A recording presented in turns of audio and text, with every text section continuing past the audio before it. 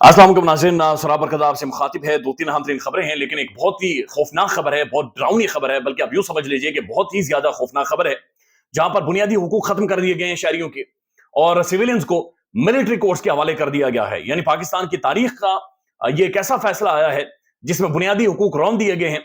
Supreme court of Pakistan की जानिब से 6 रुकनी बेंच ने सिविलियंस का यानी आम शहरियों का मिलिट्री कोर्ट्स में ट्रायल को लीगल करार दिया है, बल्कि इजाजत दे दी है कि सिविलियंस का फौजी अदालतों के अंदर ट्रायल होना चाहिए। यानी आम शहरियों का जहां पर अदालतें मौजूद हो, एंटी टेररिज्म कोर्ट्स मौजूद हो, जहां पर लोअर कोर्ट्स हो, हाई कोर्ट्स हो, सुप्रीम कोर्ट मौजूद हो, स्पेशल कोर्ट्स बन सकती हो, वहां पर यह फैसला कर दिया गया है सुप्रीम कोर्ट की जानिब से कि आम शहरियों का सिविलियंस का मिलिट्री कोर्ट्स में यानी फौजी अदालतों के अंदर ट्रायल हो सकता है।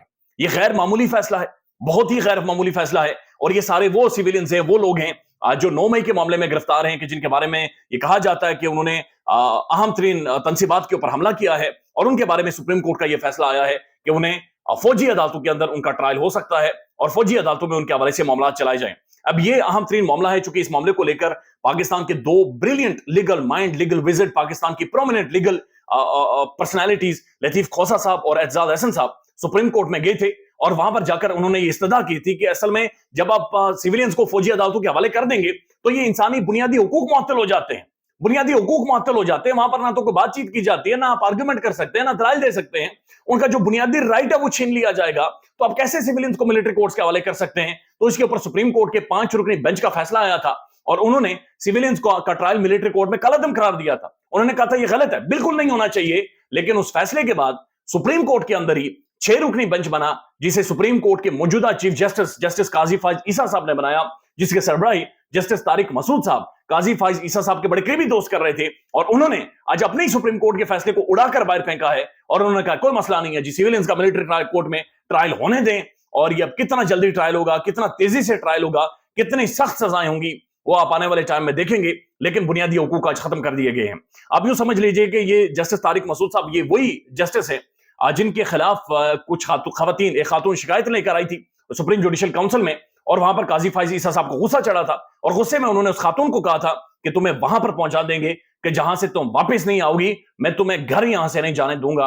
और उनके सरबराही में जो बेंच बनाया गया, जिस पर जस्टिस इजाजुल अहसन साहब सुप्रीम कोर्ट में तीसरे सीनियर तरीन जज ने काजी फाइज ईसा साहब के हवाले से खत लिखा, और खत में कहा कि काजी फाइज ईसा साहब के साथ हमारा फैसला यह हुआ था कि 7 रुकनी बेंच बैठेगा, उन्होंने 6 रुकनी बेंच बिठा दिया है, मेरे साथ फ्रॉड हुआ है, मुझे बहुत सारी चीजों से आगाह नहीं किया गया, मुझे अंधा रखा गया है, और बल्कि जो एजेंडा था, जो उनके चैम्बर में प्रोसीडिंग्स हुई थी, उसका जो एजेंडा था वो भी मेरे सामने नहीं रखा गया। लेकिन आज जो फैसला आया है वो 5A की स्ट्रेंथ में आया है, जहां पर सिविलियंस को के बारे में कहा गया कि उनका मिलिट्री कोर्ट्स में ट्रायल हो सकता है, और इसमें कोई मसला नहीं है, और सिविलियंस का फौजी अदालतों में ट्रायल चलने दिया जाए। लेकिन आज जो अदालत के अंदर मुकालमा हुआ है, बड़ा खौफनाक मुकालमा हुआ, बहुत ही ज्यादा खौफनाक मुकालमा हुआ, कुछ एक आपके सामने रख देते हैं।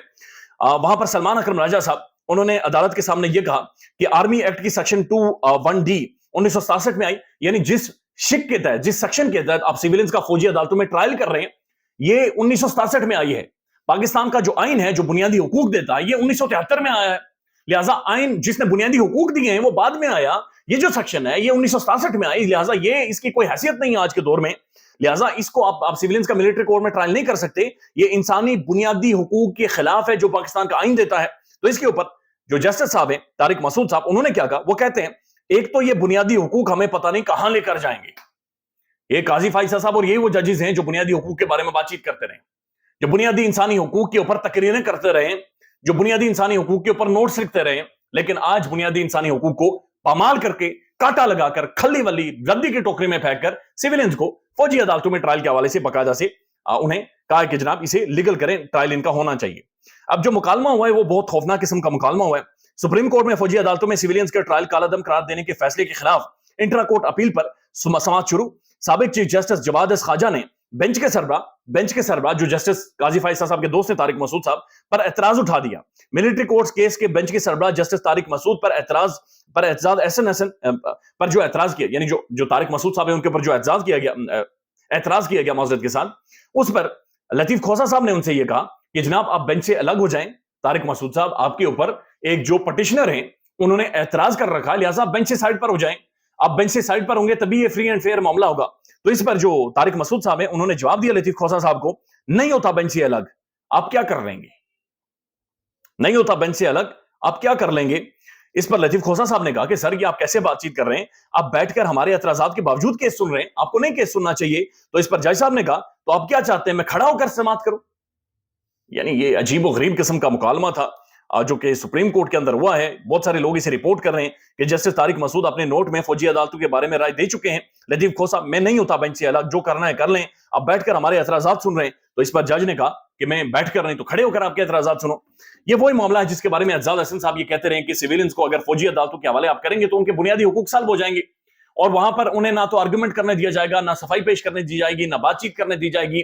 بلکہ بعض اوقات تو بعض کیسز میں لطیف کھوسا صاحب اور اعجاز حسن صاحب یہ کہتے ہیں ان کے پاس وکیل بھی موجود نہیں ہوگا. یہ 103 سویلینز ہیں، 103 لوگ ہیں جو کہ فوجی عدالتوں کے حوالے کیے گئے ہیں.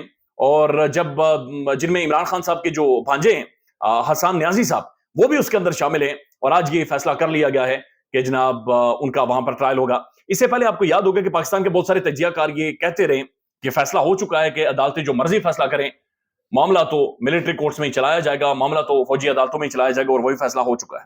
اب ایک اور خبر ہے، اور یہ بہت اہم ترین خبر ہے. خبر یہ ہے کہ پاکستان کے army chief general Asim Munir صاحب ایک اہم ترین دورے پر اس دورے کی بڑی سگنیفیکینس ہے، امپورٹنس ہے، اس کی اہمیت ہے پاکستان کے لیے بھی، خطے کے لیے بھی، اور جو گلوبل ڈائنامکس ہے ان کے لیے. وہ امریکہ کے اندر موجود ہے، جہاں پر امریکہ کی جو ہائر اتھارٹیز ہیں ان کے ساتھ ان کی ملاقات ہونی ہے، بات چیت ہونی ہے، اور بہت سارے فیصلے ہونے ہیں. اس پر شکاگو میں بتایا جا رہا ہے کہ ایک بڑے احتجاج کا فیصلہ کیا گیا تھا. فیصلہ یہ کیا گیا تھا کہ جب آرمی چیف صاحب یہاں پر موجود ہوں گے تو ان کے خلاف ایک بہت تگڑا وہاں پر احتجاج ہوگا. یہ جو بھنک ہے اس احتجاج کی وہ شیر افضل مروت کو لگی، اور شیر افضل مروت نے خان صاحب کو جا کر بتایا، عمران خان کو، کہ جناب وہاں پر امریکہ میں آرمی چیف صاحب کے خلاف وہاں پر احتجاج ہونے جا رہے ہیں. تو اس پر عمران خان نے فوری طور پر یہ کہا کہ تحریک انصاف کے جتنے بھی لوگ ہیں وہ کسی بھی ایسے پروٹیسٹ کا حصہ نہ بنے جو آرمی چیف صاحب کے خلاف ہو. انہوں نے کہا آرمی چیف یہ ایک ادارے کی نمائندگی ہے، یہ پاکستانی فوج کی نمائندگی ہے، یہ پاکستان کی نمائندگی ہے، لہٰذا یہ اگر آپ آرمی چیف کے خلاف احتجاج کریں گے تو اس کا مطلب یہ آپ پورے ادارے کے خلاف احتجاج کر رہے ہیں. لہٰذا کسی بھی طور پر آپ نے کسی بھی پروٹیسٹ کا حصہ نہیں ہونا ہے، اور تحریک انصاف کا کوئی بھی بندہ، کوئی بھی کارکن پاکستانی فوج کے سپہ سالار سربراہ کے خلاف کسی بھی احتجاج، کسی بھی ریلی، کسی بھی پروٹیسٹ، کسی بھی ڈیبیٹ، کسی بھی بحث، کسی بھی سوشل میڈیا کیمپین کا حصہ نہ بنے. یہ خان نے بڑا کلیئر کیٹاگوریکل کہا ہے کہ جناب کسی بھی بندے نے امریکہ کے اندر کوئی بھی احتجاج نہیں کرنا. تو عمران خان صاحب نے کلیئر کٹ کے پیغام دے دیا ہے کہ جناب انہوں نے کہا کہ مضبوط فوج ہی اس ملک کو بچا سکتی ہے، اور اس ملک کے لیے مضبوط فوج بہت زیادہ ضروری ہے. کل آپ نے دیکھا کہ 23 جوانوں کو شہید کر دیا گیا، 23 جوان ہمارے چھلنی ہوئے ہیں، 23 جوانوں کی چھاتیاں چھلنی کر دی گئی ہیں. لہٰذا کسی بھی طور پر آرمی چیف صاحب کے خلاف احتجاج نہیں ہونا چاہیے. ایک اور خبر ہے، اور یہ خبر تحریک انصاف کی نئی حکمت عملی ہے. 17 دسمبر کو تحریک انصاف ایک ورچوئل جلسہ کرنے جا رہی ہے، آن لائن جلسہ، اور دنیا کی اپنی نوعیت کا یہ بہت اہم ترین جلسہ ہوگا، جہاں پر آن لائن ایک بہت ہی تاریخی جلسہ ہوگا، جہاں پر آن لائن لوگ شرکت کریں گے. تحریک انصاف کے تمام تر سوشل میڈیا پلیٹ فارم سے وہ جلسہ باقاعدہ سے نشر کیا جائے گا، اور وہاں پر سارے معاملات چلیں گے. اب ایک اور معاملہ ہے سائفر کیس کے حوالے سے، عمران خان کے اوپر فرد جرم عائد کر دی گئی ہے. اگین خفیہ ٹرائل، سیکرٹ ٹرائل، ایک مشکوک ٹرائل جو کہ اڈیالہ جیل کے اندر عمران خان صاحب کے حوالے سے جاری ہے. عمران خان پر سائفر کیس میں چارج فریم پر دلچسپ جملہ، خفیہ سائفر کو جلسہ میں لہرایا. یعنی یہ جو عمران خان کے اوپر چارج فریم ہوئے اس میں خان صاحب نے کیا کہا؟ خان صاحب کو بتایا گیا کہ خفیہ سائفر کو جلسے میں لہرایا گیا اور اس کے مندرجات کو زیر بحث لایا گیا. ایسا کرنا آفیشل سیکرٹ ایکٹ کے تحت جرم ہے. سائفر کو ذاتی مقاصد کے لیے آپ نے استعمال کیا ہے، ملک کے تشخص اور قومی سلامتی کو نقصان پہنچایا ہے. چارج تو یہ عمران خان کو بڑا کلیئر بتایا گیا کہ عمران خان نے کہا، تو اس کے اوپر عمران خان کو یہ بتایا گیا کہ آپ نے جو سائفر لہرایا ہے یا اس کے اوپر جو مندرجات کے اوپر بات چیت کی ہے، یہ آپ نے ذاتی مقاصد کے لیے استعمال کیا ہے اور اس سے ملک کو نقصان پہنچایا ہے. تو اس پر عمران خان نے کہا کہ جج صاحب اس میں ایک اور فکرہ شامل کر لیں. بڑا ظلم یہ کیا کہ جو جنرل باجوہ اور ڈونلڈ لو کو میں نے ایکسپوز کیا ہے. باجوہ اور ڈونلڈ لو کو بچانے کے لیے تمام طرح ڈرامہ ہو رہا ہے، اس کے علاوہ جج صاحب کچھ بھی نہیں ہو رہا ہے. اور عمران خان کے چہرے کے اوپر مسکراہٹ تھی جو بتانے والے بتاتے ہیں. خیال رکھیے گا اپنا. اللہ حافظ.